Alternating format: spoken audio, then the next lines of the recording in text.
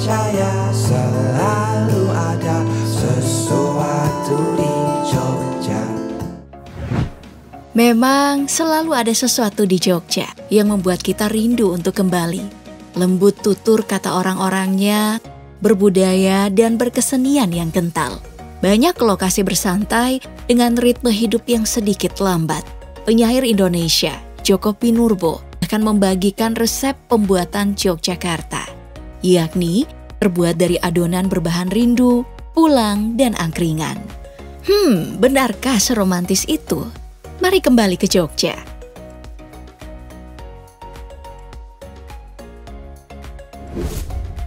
Kita pernah berkunjung ke daerah istimewa Yogyakarta. Kali ini kita akan menelusuri ibu kotanya yang berbatasan dengan Sleman di bagian utara dan Bantul di bagian selatan. Yogyakarta, kotanya mahasiswa dan pelajar menuntut ilmu tanpa perlu jauh pergi ke Cina. Karena kota ini memang terkenal dengan kualitas pendidikannya. Jumlah kampus dan sekolah tingginya sangatlah melimpah. Itulah mengapa Jogja dijuluki kota pelajar. Yogyakarta juga menjadi tempat para pensiunan menghabiskan waktu dengan tenang dan santai jika tidak ada tanggungan dan hutang.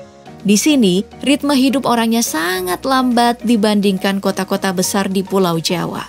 Sangat pelan, sampai terasa tidak ada target hidup. Mungkin saja karena kota ini belum macet banget seperti di Jakarta, Bandung atau Surabaya. Semua kebutuhan sehari-hari juga bisa didapatkan dengan mudah. Jarak ke warung, kios, kedai, toko semuanya dekat. Jadi tidak perlu memakan waktu yang lama. Belum lagi banyak tersedia tempat untuk bersantai dan nongkrong. Nyender bareng di Sarkem, bersantai menikmati suasana stasiun Tugu dan pedestrian di sisi selatannya. Lalu menyantap kuliner-kuliner enak sambil menelusuri Malioboro. Salah satu kuliner populernya adalah gudeg. Banyak warung makan gudeg yang legendaris di kota ini, seperti gudeg Mbah Marto dan gudeg Yujum. Itulah makanya Jogja juga dijuluki kota gudeg, atau berjalan-jalan di Gang Gelap Saidan dan telah disulap menjadi kampung wisata. Ya, minat kunjungan wisata ke Jogja termasuk yang tertinggi di Indonesia. Wajar saja Jogja memiliki julukan kesekian sebagai kota wisata. Masih banyak lagi julukan lainnya yang tanpa dijelaskan sekalipun semua orang paham artinya, seperti kota keraton.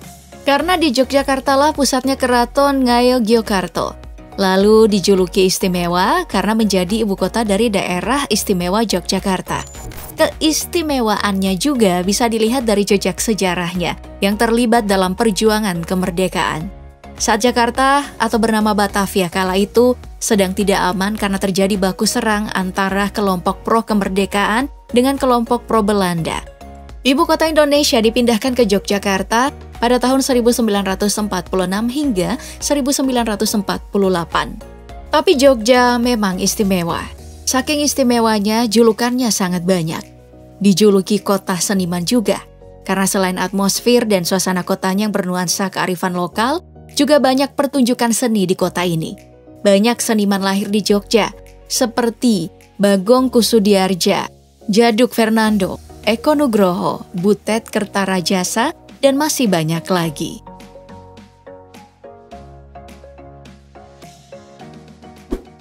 Tapi Jogja sebenarnya menyimpan luka dalam ketenangan suasananya. Dalam ritme hidup yang lambat, jalanan Jogja sebenarnya begitu berbahaya. Fenomena kelitih yang baru-baru ini dibicarakan berasal dari kepanjangan keliling golek getih yang artinya keliling cari darah. Adalah fenomena kejahatan jalanan Jogja yang biasanya dilakukan anak muda menggunakan kendaraan motor, menyasar remaja lainnya di area sepi. Kelitih sebenarnya sudah ada sejak lama, sejak tahun 1980-an sampai 1990-an. Mulanya hanya berupa aksi baku buli antar geng sekolah. Dimotori oleh dua geng remaja yang menjadi musuh bebuyutan sejak lama. Joksin, singkatan dari Jokso Zinting yang menguasai wilayah selatan. Dan Kisru, singkatan dari Kita Suka Ribut untuk hiburan yang menguasai wilayah utara. Dan di malam yang pelan dan santai, Jogja menawarkan hiburan yang mengenakkan.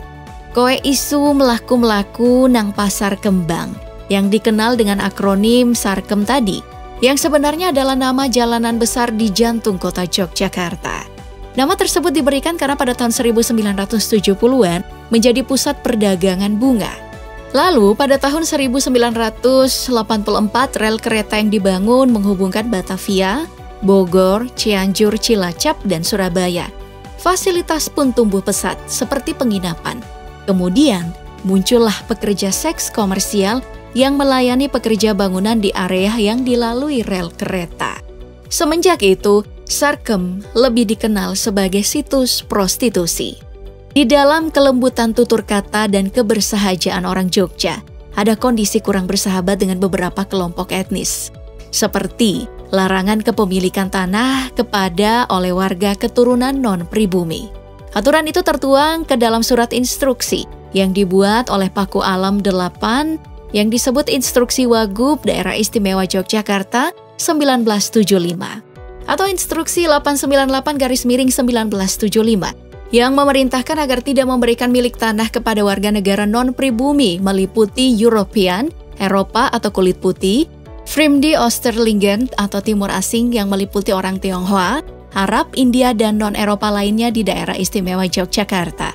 Mereka ini hanya diperbolehkan memiliki HGB atau hak guna bangunan saja. Peraturan ini sempat digugat untuk dilakukan uji materi. Tapi tersiar kabar bahwa yang melakukan gugatan terancam terusir dari Jogja. Dan di dalam tatanan kota yang sangat artsy ini ternyata ada ketidakteraturan di mata dunia modern. Ya, kota yang estetik ini juga memiliki sudut yang diisi rumah-rumah yang dianggap kumuh, seperti di bantaran Sungai Winongo, Tegalrejo, lalu di bantaran Sungai Gajah Wong.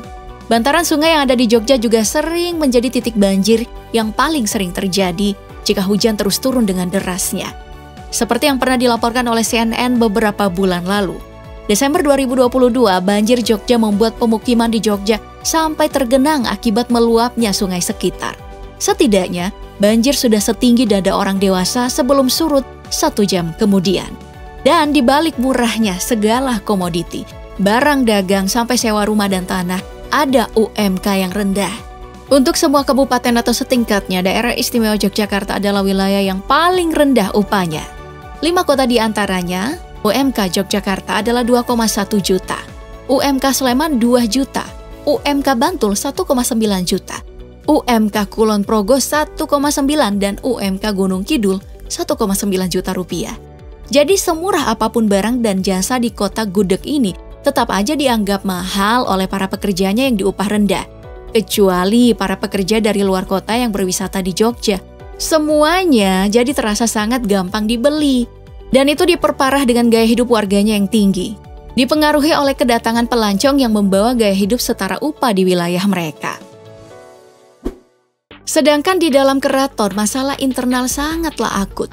Yakni konflik internal keraton Ngayo Yogyakarta Hadiningrat tentang dinasti mereka.